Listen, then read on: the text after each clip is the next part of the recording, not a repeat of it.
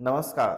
तुम्हा सर्वांचं एका नवीन व्हिडिओमध्ये पुनश्च एकदा स्वागत. तर चला, आपण काल ज्या पद्धतीने निफ्टीमध्ये ॲनालिसिस केला होता आणि आपण काही गोष्टींचा विचार केला होता. ट्रेंड लाईन आणि एक रेजिस्टन्स. तिथं जर आपल्याला काही निगेटिव्ह सिनेरिओ जर दिसला, तर आपण निफ्टीमध्ये एक निगेटिव्ह ट्रेड प्लॅन करणार आहोत. पण तसं घडलं का?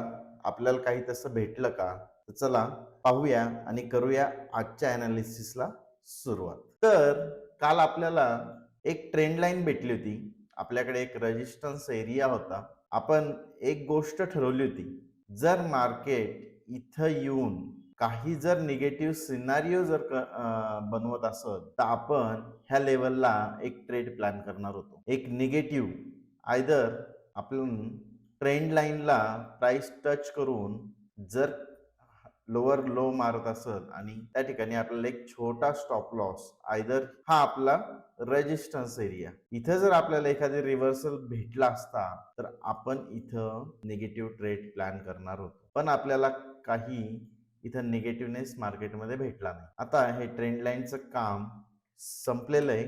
हा रेजिस्टन्स ही ब्रेकआउट झालेला आहे आणि एक ह्या रेजिस्टन्सवर आपण हेही बोललो होतो, जर ह्या रेजिस्टन्सच्या वरती आपल्याला जर कुठं प्राइस ऍक्शन जर भेटली आणि एक स्टॉप लॉस जर भेटला, तर आपण ती ट्रेड प्लॅन करणार होतो. तर ह्या ठिकाणी सेम सिनारिओ आपल्याला भेटला. प्राइस थोडी खाली आली आणि प्रिव्हियस हाय ब्रेक करून परत रिटर्न वरती गेली. तर इथून आपलं जे टार्गेट होतं गॅप फिल होईल, तर हे एक चांगलं टार्गेट आपल्याला भेटलं आणि चांगला रिस्क टू रिवॉर्ड या ट्रेडमध्ये मेंटेन झाला. म्हणजे काय, आपल्याला फर्स्ट जो रॅली होती आपण ती सोडून दिली. कारण का, तर मार्केट एक साइडवेज फॉर्म मध्ये अडकलेलं होतं. कधीही निगेटिव्ह होऊ शकत होतं. जर आपण हा हाय ब्रेक केल्यानंतर इथे एक ट्रेड जर प्लॅन करू असं जर म्हटलं असतं आणि जर मार्केट इथपर्यंत जाऊन जर रिटर्न खाली आलं असतं,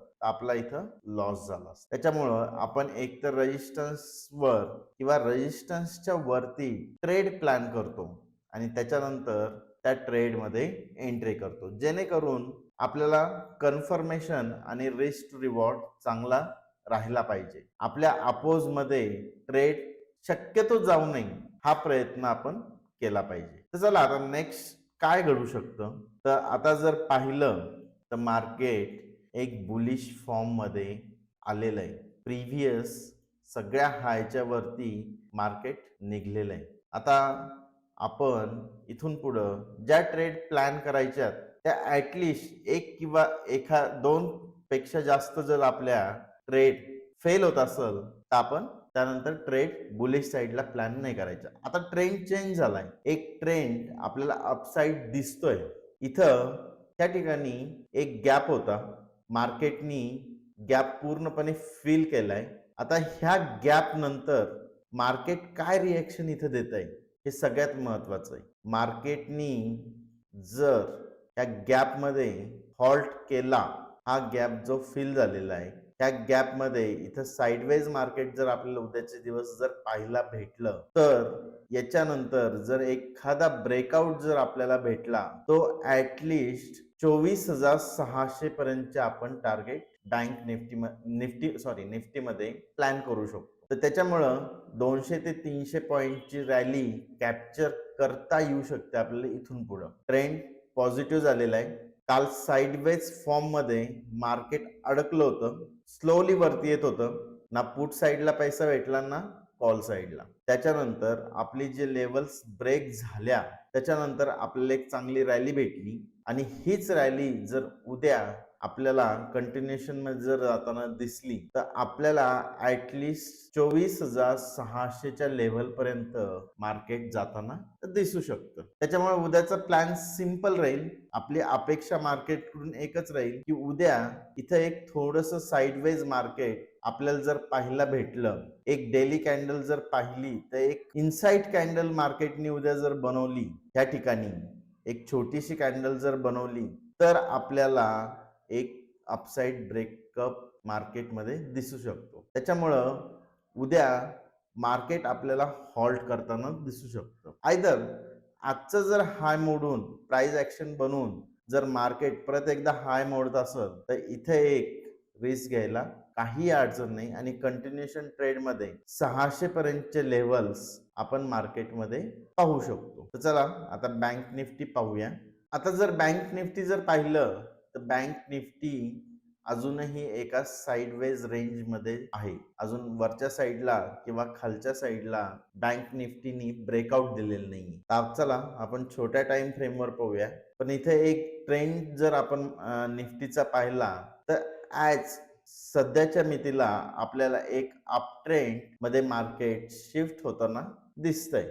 म्हणजे sideways to up trend situation हे मार्केटची झालेली आहे आणि हा रेजिस्टन्स कुठपर्यंत काम करल हे पाहणं खूप गरजेचं आहे. या रेजिस्टन्सनी जर काम केलं आणि इथं प्राइस ऍक्शन जर आपल्याला भेटली तर आपल्याला एक डाऊनसाइड ट्रेंड किंवा ब्रेकआउट जर दिला तर एक अपसाइड ट्रेंड पाहायला भेटू शकतो. बँक निफ्टीनी ऑलरेडी हा गॅप फिल केलेला आहे. त्याच्यानंतर इथं जवळपास कोणतेही असे रेजिस्टन्स इथपर्यंत दिसत नाहीयेत.